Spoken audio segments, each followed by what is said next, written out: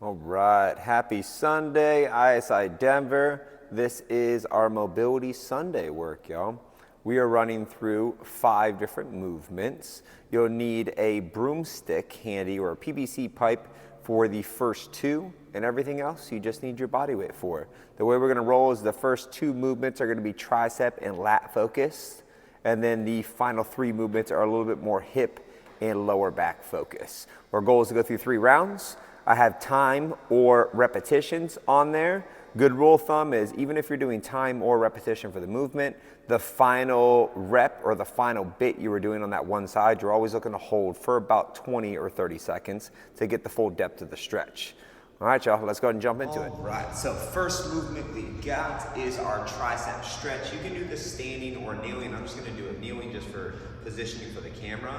But you guys are grabbing your broomstick, full grip around, bring that arm behind you. With the free hand, you are gonna grab it, give you a visual look on the backside. Now what you're gonna focus on is pulling your hand that's on the bottom downwards while you're trying to pull the top hand upwards. So you're trying to create some force here, right? You get a tight grip. My right arm is looking to pull up, my left arm is trying to resist it and pull it down. Focus on the breath there. Elbows stay tight to the head the whole time here, and we're just deep breath in the nose and out the mouth.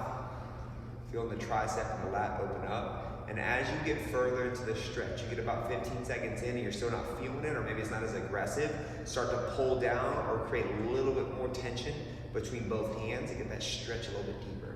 So you got 30 seconds on each side like that, shaking it out in between, right? Holding that last one, increasing the intensity. The closer your hands get together, the deeper that stretch is gonna get as well, right? So if you're a little bit tighter, you might find that your hands are really far apart. That's okay, we can build it over time. Just make sure you're pulling one arm up and one arm down to create that force and that stretch through the back of the arm. Moving on, your front rack corrector. We do a lot of cleans here, a lot of front rack in general. So remember, when you're in front rack position, your goal is to try to hold this position where the elbow is in line with the shoulder and the hands are stacked back onto the shoulders. Now, as most of us getting in this position with a barbell, we find ourselves down here. It's really hard to get yourself to open up. And typically it's because the tricep, the shoulder, and the lat right in here is really tight. So this is a good one to try to fix that. So you're gonna grab your broomstick, palms facing you. Arms are about shoulder width apart. You're gonna find a surface. I have this box here. You can use a sofa or a table, whatever may work. Get the elbows glued on it, squeeze that handle, and then you're pushing your hips back, sinking down until you reach that point where you can't go back anymore, and then focus on taking some deep breaths. And then you're gonna bring your body weight back forward again, and then shift back into it. Trying to get a little bit deeper into the stretch each time. You can intensify by bringing the hands further back towards the head, but just make sure elbows are in contact with the bench or the box or whatever you're using, and you're thrusting in and out of this motion. Like I said, this is gonna open up your lats right in here, right underneath the armpit, into your tricep, into the shoulder. It is pretty aggressive if you really are tight there. Start with a short range of motion, or don't go as deep. And as you start to build the range of motion, you start to increase the intensity. Those are your first 2. Those are definitely more of your tricep and your lat. Hopefully that's gonna help you out in like a front rack position, or even in an overhead position, right? Because if you're tight on the lats and the shoulders, getting your arm above your head like this for a shoulder press is very difficult. You'll find yourself sitting in front of you, right? So multi-purpose. That's our upper body one. Your next one, your hip snatcher, okay? Now I will be very honest with you, this one is a little bit aggressive, okay? I'm gonna show you how to set up into this one, okay? And then I'll give you an option for setup as well, okay? This is pretty aggressive through the hips. So you're going face first on the ground. Once you get face first on the ground, you're extending one leg out to the side as far as it can go. Once that leg is out, your hands are pushing you upright, and we are falling back into that seated position, feeling the stretch aggressively running through this hip. Now, getting set in that position is very difficult. It took me some time to really practice it, and I still don't have it perfected yet. So I'll give you a side view of what that looks like just so you guys can see, and then I'll give you an option if you need to. So it is face first on the ground, legs swinged out wide, hands are gonna propel yourself upright, and then you are shifting the weight back into the seated position. From there, sitting on the butt, and we're locked in, right? If that position getting into is just a little bit too difficult, what you can do is an option until we start to open up that range of motion. You start off on your butt, One leg is gonna be out to the side at a slight angle. The opposing leg will point back behind you.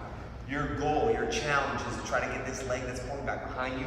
You want your knee to point directly the opposite direction. So my goal is to try to get my knee to fully point to the right so I can get this hip to really open up. Now with this leg being extended, we're still gonna feel some stretching into this hamstring and inner thigh, that's okay. The focus though is into this hip right here.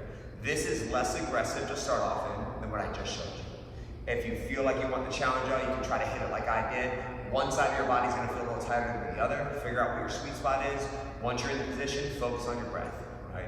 The more you can control your breath, the more you'll be able to relax the muscles, and hopefully see them start to drop back down, and hopefully this movement gets a little bit less unbearable and a little bit more comfortable to hang into. So that's your hip snapper. Like I said, you have the option to do what I just did, or go into where you're seated on your butt, a little bit less aggressively to seated in. You're next to your windscreen wipers. Very simple, lying back, feet are in contact with the ground, arms are out to the side, palms are flat to the ground. You're allowed to put your feet together and your knees together. Your palms are flat to the ground, your shoulders should stay in contact with the ground, so you dip the hips or the knees to one direction, and then bring it back up. Starting with a short range, right? Only going over just a little bit for the first few reps. And then as you start to feel that lever up, try to let those knees sink down a little bit deeper, but reassuring your shoulder blades are always in contact with the ground. You start to feel open up right through the lower back and the obliques on that one. Just make sure your knees and your feet are planted together the whole time. The last one you got is your wall figure 4. For this one, I'm gonna slide our camera a little bit closer to the wall so you guys can see me here. All right, so we do figure 4s all the time, and some of our stretches are at the end of our sessions. The only difference is we're gonna use the wall to help intensify the stretch itself. So get your butt as close as you can to the wall with comfort. One foot is gonna be planted to the wall, the other leg is crossing over in that figure 4. You are taking the hand onto that knee. You are driving the knee away from your body. 1, 2, release it, bring it back in, push it back away. 1, 2, release it, bring it back in, and you're gonna run your repetitions there. I believe I got you at 10 reps on each side, holding that last rep. The hold will be with you pushing the knee away, opening up those hips as we go.